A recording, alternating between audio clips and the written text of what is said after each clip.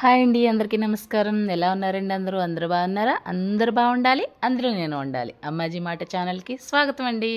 Welcome to our channel. ఈరోజు video వచ్చేసి వినాయక స్వామి వారికి పట్టుకెళ్ళడానికి అని చెప్పేసి ప్రసాదాలు అయితే ప్రిపేర్ చేస్తున్నానండి. శనివారం రోజు లాగనమాట ఇది. నిన్న వీడియోలో చెప్పాను నేను. పులిహోర కోసం ప్రిపేర్ చేస్తున్నాను అన్నమాట. ఇవి వచ్చేసి పోపులు అవి రెడీ చేసి పక్కన పెట్టుకున్నాను. ఇది వచ్చేసి పులిహోర పులుసు అన్నమాట అండి. పులిహోర పులుసుని అయితే ఉడికించేస్తున్నాను, చూడండి. దీంట్లో ముందు ఆవాలు, మెంతులు, కొంచెం ఆయిల్ వేసి దోరగా వేయించుకున్న తర్వాత మళ్ళీ దాంట్లో కరివేపాకు కూడా వేసేసి, ఆ కరివేపాకు కూడా వేగిన తర్వాత చింతపండు పులుసుని అయితే వేసేసానండి. చింతపండు పులుసు బాగా మరుగుతూ ఉన్నప్పుడు కొంచెం అంత బెల్లం, దాని తర్వాత ఒక 4 పచ్చిమిరపకాయలు ఘాట్లు పెట్టుకుని వేసుకున్నాను. ఫైనల్లీ ఆవగుండ అంటే ఆవాలు, కొంచెం అల్లం ముక్క, 2 ఎండుమిర్చి, కొంచెం ఉప్పు కలుపుకొని మిక్సీలో మెత్తగా పట్టేసుకుని ఇంకా దింపేస్తాం అనగా ఒక్క ఉడుకు దీంట్లోనే వేసేసాను అనమాట. ఇది వచ్చి ప్రసాదం పులిహోర అంటారు దీన్ని. టేస్ట్ చాలా డిఫరెంట్గా ఉంటుంది, చాలా బాగుంటుందండి ఈ ప్రసాదం పులిహోర. ఈ పులుసు ఉడుకుతుంటేనే ఇల్లంతా మంచి అరోమా వచ్చింది, చాలా మంచి స్మెల్ వచ్చిందనమాట. రైస్ కూడా పక్కన పెట్టేసుకున్నాను కదా. రైస్ ఉడికిన తర్వాత చల్లారిన తర్వాత పులిహోర కలుపుకుంటాను. ఈలోపు పోపులు కూడా రెడీ చేసేసుకుంటున్నానండి. ముందుగా ఆయిల్ వేసుకుని ఆవాలు వేసాను అనమాట, 2 స్పూన్లు. అంటే కేజీ రైస్తో చేస్తున్నానండి నేను, అందుకని. ఆవాలు కొంచెం చిట్పట్లాడిన తర్వాత పల్లీలు అంటే వేరుశనగ గుళ్ళు, మీకు తెలిసిందే కదా. ఇవి కూడా బాగా దోరగా వేయించుకుని ఇవి కొంచెం వేగిన తర్వాత కొంచెము శనగపప్పు, కొంచెం పొట్టు మినపప్పు యాడ్ చేసుకుంటాను అన్నమాట అండి. అవి కూడా కొంచెం వేగిన తర్వాత ఎండుమిర్చి అండ్ కరివేపాకు. అల్లం అయితే నేను మిక్సీలో పట్టేసానని చెప్పాను కదండి. ఆవగుండతో పాటు అల్లాన్ని కూడా మిక్సీ పట్టేసాను అనమాట. అందుకని చాలా డిఫరెంట్ ఉంటుందండి టేస్ట్ అయితే. మనం నార్మల్గా అయితే అల్లం ముక్కలు వేసుకుంటాం, కానీ ఇది ప్రసాదం పులిహోర కదా. టేస్ట్ అయితే చాలా బాగుండిందండి, చాలా కొత్తగా ఉంది, చాలా బాగుందనమాట. అందుకే అన్నిసార్లు చెప్తా ఉన్నాను, ఒకసారి ట్రై చేయండి మీరు కూడా.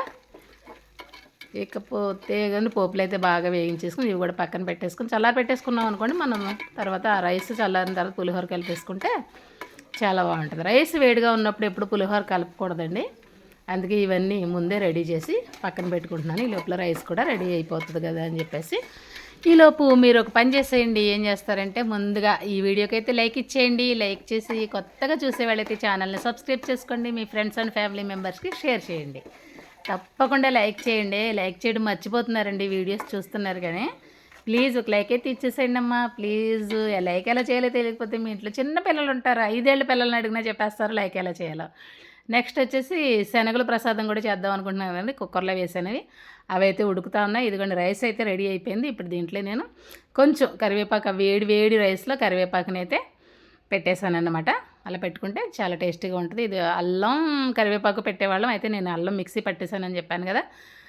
ఇదిగోండి మొత్తానికైతే రైస్ కూడా చల్లారింది. పులిహోర అయితే కలిపేస్తున్నాను. ముందు మనం పులుసుని యాడ్ చేసేసుకోవాలండి. ఈ పులుసు వేసేస్తే రైస్ ఎక్కడైనా ఏమైనా కొంచెం పొడి పొడిగానే ఉంటుంది, ఆయిల్ వేసి ఉడికించాను కాబట్టి. ఒకవేళ ఏమైనా ఉన్నా కూడా ఈ పులుపు పెట్టేసరికి చక్కగా విడిపోతుందండి, మంచిగా నీట్గా విడిపోతుంది. అందుకని చెప్పేసి పులుసుని అయితే ముందు పెట్టేస్తున్నాను అనమాట. ఏంటమ్మా అలా ఊరుస్తుందంటే, ఏముందండి మా ఆడవాళ్ళు పిచ్చిదనం ఎలా ఉంటుందంటే కొంచెం కూడా వేస్ట్ అవనివ్వ. ఏదో కన్నాన్ని ఏనుగులు దూరినా పర్లేదు, గుమ్మాన్ని సూది కూడా పోనివ్వం అన్నట్టు ఉంటుంది కదండి మా పద్ధతి. మీరు కూడా అలా చేస్తారా? నేనే ఇలా చేస్తున్నాను, ఇది కూడా నాకైతే కామెంట్ చేయండి తప్పకుండా, ఓకేనా. మొత్తానికైతే ముందు పులుసు పెట్టేస్తానండి. తర్వాత ఈ పులుసు కొంచెం బాగా కలిపిన తర్వాత పోపులను అయితే యాడ్ చేసుకుంటానన్నమాట. పులుసు బాగా కలిపేసిన తర్వాత పోపులను యాడ్ చేస్తానండి. ఎవరికి తెలియదమ్మా ఈ పులిహోర ఎంతలా చెప్తున్నారు మీరు అని అనుకోకండి, తెలియని వాళ్ళు కూడా ఉండొచ్చు. ఒకళ్ళిద్దరికి అయినా సరే అర్థమవుతుంది కానీ అని చెప్పేసి నేనైతే వివరంగా చూపిస్తున్నాను. మా బాబ్జీ గారు అయితే చక్కగా టీవీ చూసుకుంటూ, చెప్పాను కదండి సినిమాలు తెగ చూసేస్తున్నారని, అదిగో సినిమా వచ్చి గోకులంలో సీత సినిమా చూస్తూ ఉన్నారు. సినిమా చూస్తూ నాకైతే కొంచెం వీడియో తీసి పెట్టండి బాబు అంటే వీడియో తీస్తున్నారనమాట. అదిగోండి పోపులను అయితే యాడ్ చేసేస్తున్నాను. పులిహోర అయితే రెడీ అయిపోతుంది. పులిహోర రెడీ అయిపోతే ఇంకా శనగలకి పోపేసేస్తానండి. శనగలు కూడా ఆల్రెడీ కుక్కర్లో వేసాను కదా, ఉడుకుతూ ఉన్నాయి. శనగలు పోపేసేస్తే అప్పుడు మళ్ళీ పిండి ఉక్కించుకుని కుడుములు చేసుకోవాలన్నమాట. కుడుములకే కొంచెం పని ఎక్కువ అవుతుందండి. ఇవైతే వేయించుకుని పక్కన పెట్టుకుంటే తర్వాత ఎప్పుడైనా కలుపుకోవచ్చు. కానీ కుడుములు కొంచెం వేడిగానే వండగానే ఆ పిండినంతా మళ్ళీ బాగా స్మాష్ చేసుకుని మెత్తగా అయ్యేలాగా కలుపుకొని ఆ తర్వాత రౌండ్గా కుడుములు చుట్టుకోవాలి కదా. కుడుములు అయితే కేజీన్నర రైస్తో చేశానన్నమాట అండి. కొంచెం అదే క్వాంటిటీ అంటే పెట్టిన తర్వాత ఒక 10 మందికైనా పంచి పెట్టాలి కదండి. మరీ తక్కువ క్వాంటిటీ అయినా మనం ఇచ్చేది ఎవరికి ప్రసాదం? వినాయక స్వామి వారికి. వినాయక స్వామి వారు అంటే ఎవరు? ఆయన భుక్తాయాస వచ్చేంత వరకు పలహారం తింటారు అనేసి మన కథలో చెప్తా ఉంటారు కదా. మరి ఆయనకి ఆ మాత్రం తీసుకెళ్ళాలి కదండి. మరీ తక్కువ తీసుకెళ్తే ఎలా బాగుంటుంది చెప్పండి. అదనమాట అండి నా ఉద్దేశం. ఇకపోతే వావ్, పులిహోర అయితే ఎమ్మీగా రెడీ అయిపోయింది.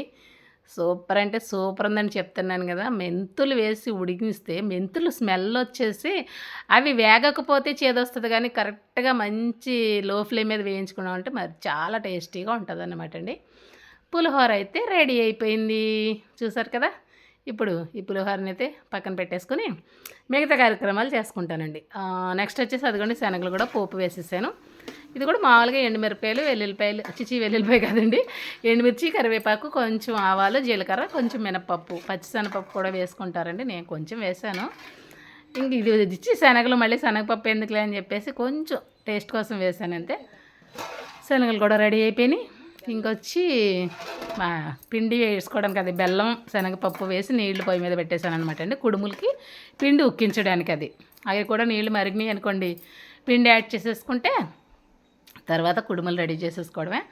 మధ్యాహ్నం లంచ్ అయిపోయిన తర్వాత 2:30కి మొదలు పెట్టానండి. అలా 5 అయ్యేసరికి అలా స్లోగా చేసుకున్నానండి. ఇంకా ఇదివరకు అంత ఫాస్ట్గా చేయలేకపోతున్నానని చెప్పాను కదా. ఆయనేమో చక్కగా టీవీ చూస్తూ కూర్చున్నారు. ఇప్పుడు టీవీ చూసినా హెల్ప్ చేయకపోయినా ఇంట్లో ఎవరైనా ఒకళ్ళు తోడుగా ఉంటే అది ఒకలా ఉంటుంది పని. మళ్ళీ ఒక్కళ్ళే మన సింగిల్గా చేయాలంటే అది కష్టంగానే ఉంటుంది నా దృష్టిలో. ఆయన కూర్చున్నారు కదా, అదొక ధైర్యం అనమాట.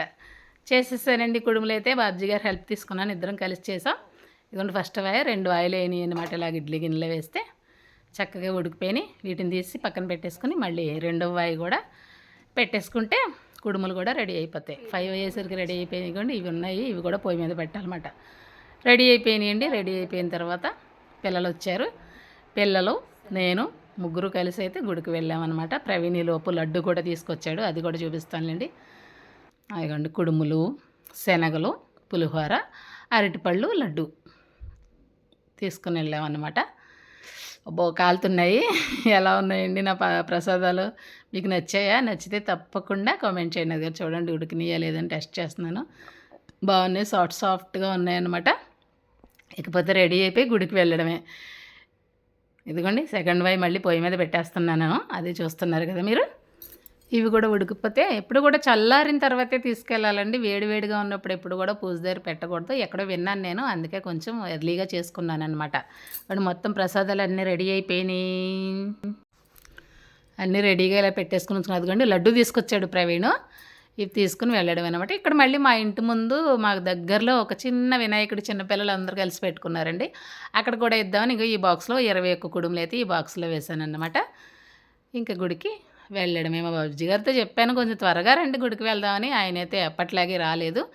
మేమైతే వెళ్ళిపోయామన్నమాట అండి. ఇదిగోండి వెళ్ళి అక్కడ నేను పూజ అయితే చేసుకుంటున్నాను వినాయక స్వామి వారికి. లాస్ట్ ఇయర్ ఉదయం సాయంత్రం చేసి ఉన్నాను కదా. కానీ ఈ సంవత్సరం వారం రోజులు అయిపోయింది. స్వామివారి దర్శనానికి వెళ్ళడానికి చాలా బాధపడి మొత్తానికి అయితే ఈరోజు సంతోషంగా కొంచెం ఓపిక ఇచ్చాడు ఆయనే. ఆయనకు రోజు చెప్తూనే ఉన్నాను, నాకు ఓపిక నీవు, నీ దర్శనం ఇవ్వు, ఎందుకు నన్ను ఇలా చేసావు ఈ సంవత్సరం అని చెప్పేసి. మొత్తానికి అయితే వెళ్ళామన్నమాట అండి. వెళ్ళి చక్కగా పూజ చేసుకున్నాను. ఇక్కడ మీకు అందరికీ ఒక విషయం చెప్పాలి అనుకుంటున్నానండి. మీకు తెలిసిన వాళ్ళకైతే పర్వాలేదు, తెలియని వాళ్ళ కోసం అయితే చెప్పాలి అనుకుంటున్నాను. ప్లీజ్ అండి, వినాయక స్వామి వారి పెట్టాము, పెద్ద విగ్రహం పెట్టాము, ఇన్ని అడుగులు పెట్టాము అనేసి పెట్టేస్తున్నారండి పిల్లలు. కానీ పూజా కార్యక్రమాలు నిర్వహించేటప్పుడు ఏదో తూతూ మంత్రంగా చేస్తున్నారు. అది కరెక్ట్ కాదని నా ఉద్దేశం అండి. అంతే కదండి, ఇప్పుడు నిర్మాల్యం అని అంటాం కదండి. ఈరోజు పెట్టిన పువ్వులు కానీ ఏమైనా కానీ నిద్ర చేసి మరుసటి రోజుకి వాటిని నిర్మాల్యం అని అంటారు, వాటిని ఉంచకూడదు అని అంటారు, వాటిని తీసేయాలి అని అంటారు. కానీ పిల్లలు తెలుసో తెలియకో అలాగే ఉంచేస్తున్నారండి. అది కరెక్ట్ కాదు. ప్లీజ్, తెలియని వాళ్ళ కోసమే చెప్తున్నాను, తెలిసిన వాళ్ళ కోసం కాదు. నిర్మాల్యాలను అస్సలు ఉంచకండి ప్లీజ్. ఏ రోజు పువ్వులు ఆ రోజే తీసేయండి. తీసేసి పక్కన పెట్టండి. పక్కన ఏదైనా ఒక సంచిలో వేసి ఉంచండి. ఉంచి తర్వాత మీరు నిమజ్జనంకి వెళ్ళేటప్పుడు తీసుకువెళ్ళి ఆ గంగలో కలిపేయచ్చు. నెక్స్ట్ చూడండి ప్లాస్టిక్ మాలలు వేశారు మెడలో. నాకు అది కూడా నచ్చలేదు. చాలా బాధేసింది నాకు. ఇప్పుడు కమిటీ వాళ్ళు ఉంటారు కదండీ! పిల్లలు ఎవరో ఒకళ్ళు ఎంతో కొంత ఇస్తూనే ఉంటారు. అది స్వామివారికే వాడండి. మీరు ప్రోగ్రాలకి వాటిలకి వీటిలకి వాడే బదులు స్వామివారికే వాడండి. రోజు ఒక మాల తీసుకొచ్చి వేస్తే బావుండేది అని అనిపించింది. ఇంకొకటి గరిక కూడా మనకి పొలానికి ఇప్పుడు పిల్లలు నలుగురు పిల్లలు ఉంటారు కదా! కమిటీ పిల్లలు. నలుగురు వెళ్లి తెచ్చుకుంటే గరిక నాబోటి వాళ్ళకి పంపిస్తే చక్కగా మాల కట్టి ఇచ్చేదాన్ని. అయ్యో! అని కూడా అనిపించింది. నేనైతే డైలీ ఉదయం, సాయంత్రం కూడా పువ్వులు గుచ్చుకునో లేతే పక్క వాళ్ళు వీళ్ళు కూడా గుచ్చి తెచ్చేవారు. చక్కగా రోజు ఏ రోజు మాల ఆ రోజు మార్చేవాళ్ళం. ఉదయం మందార పూలతో వేసేసేవాళ్ళం. ఈవినింగ్ అయితే చుక్క పువ్వులు, తులసి ఆకులు కాదు. అదే గరికని కలిపి మాల కట్టి వేసేవాళ్ళం అన్నమాట అండి. అలా వేసుంటే బావుండేది అని అనిపించింది. కాకపోతే 9 అడుగుల విగ్రహాన్ని పెట్టారండి. కానీ ఇవే నాకు కొంచెం ఇబ్బందిగా అనిపించినియి అనమాట. ప్లీజ్ తెలియని వాళ్ళ కోసం చెప్తున్నాను. తెలిసిన వాళ్ళ గురించి కాదు. ప్లీజ్ నాన్న మీకు రామాలయం యూత్ పిల్లలు మీకు కూడా చెప్తున్నాను. ఎప్పుడు కూడా అలా చేయకండి. ఈసారికి అలాగ అయిపోయింది. నెక్స్ట్ టైం పూజ ఖచ్చితంగా ఉదయం, సాయంత్రం పూజలో ఎవరు 9 రోజులు ఎవరు కూర్చుంటారో లేదంటే రోజుకొకళ్ళు కూర్చున్నా పర్వాలేదు. కూర్చుని కొంచెం షోడశోపచార పూజ చెయ్యాలి. ఇంత విగ్రహాన్ని పెట్టేసాము అంటే కాదు. పూజ కూడా చేయాలి ఆయనకి. ఆయన్ని తీసుకొచ్చి అక్కడ కూర్చోబెట్టేసామంటే మనం ఉదయం లేచిన దగ్గర నుంచి ఇప్పుడు పూజ అనేది కూడా స్వామివారికి అంటే ఏ లెక్కన చెప్తారంటే అండి, ఇప్పుడు మనం ఉదయం లేచిన తర్వాత ఫ్రెష్ అవుతాం, స్నానం చేస్తాం, అన్నీ చేసుకుంటాం, టిఫిన్లు చేస్తాం. స్వామివారికి కూడా అంతేనండి. ఆయన్ని అలాగే ఉంచేయకూడదు. నెక్స్ట్ పూజ చేసేటప్పుడు కూడా మొహం మీద వేస్తూ ఉంటారు. ఎప్పుడు అలా వేయకూడదండి. మన మొహం మీద కుంకుమ పడితే మనకెంత చిరాకుగా ఉంటదండి. అక్కడ కూడా స్వామే కూర్చుని ఉన్నారు. ఎప్పుడు కూడా బొమ్మ అని అంటారండి. బొమ్మ కాదు, స్వామివారిని తీసుకొచ్చి అక్కడ మనం ప్రాణ ప్రతిష్ఠ చేసి కూర్చోబెట్టామంటే స్వామివారే. సాక్షాత్ కైలాసం నుంచి వచ్చిన విఘ్నేశ్వర స్వామివారే అక్కడ కూర్చున్నారని భావించాలి. బొమ్మ అంటారండి. అది కరెక్ట్ కాదు. ఎప్పుడు కూడా బొమ్మ అని అనకూడదు. విఘ్నేశ్వర స్వామివారు అక్కడ కూర్చున్నారు, అన్నీ చూస్తున్నారు అనే ఒక భయభక్తులతో పూజ అనేది ఎప్పుడు కూడా భక్తి శ్రద్ధలతో చేయాలండి. భక్తి అంటే ఆయన మీద మన నమ్మకం, ప్రేమ. శ్రద్ధ అనేది ఎలా ఉండాలి అంటే, ఇప్పుడు మన ఇంట్లో చిన్న పసిపిల్లలు ఉన్నారనుకోండి, నెలల పిల్లలు. వాళ్ళని మనం ఎంత కంటికి రెప్పలాగా చూసుకుంటాం. వాళ్ళు పడిపోతారేమో, వాళ్ళు పక్క తడుపుకుంటారేమో, వాళ్ళకన్నీ మనం క్లీన్ చేయాలి, వాళ్ళకన్నీ శుభ్రంగా ఉంచాలని మనం ఎలా అయితే అనుకుంటామో ఇది కూడా అంతేనండి. స్వామిని అంత భక్తి శ్రద్ధలతో పూజ చేసుకోవాలి. ప్లీజ్ తెలియని వాళ్ళ కోసం చెప్తున్నాను, మరోలా అనుకోవద్దు.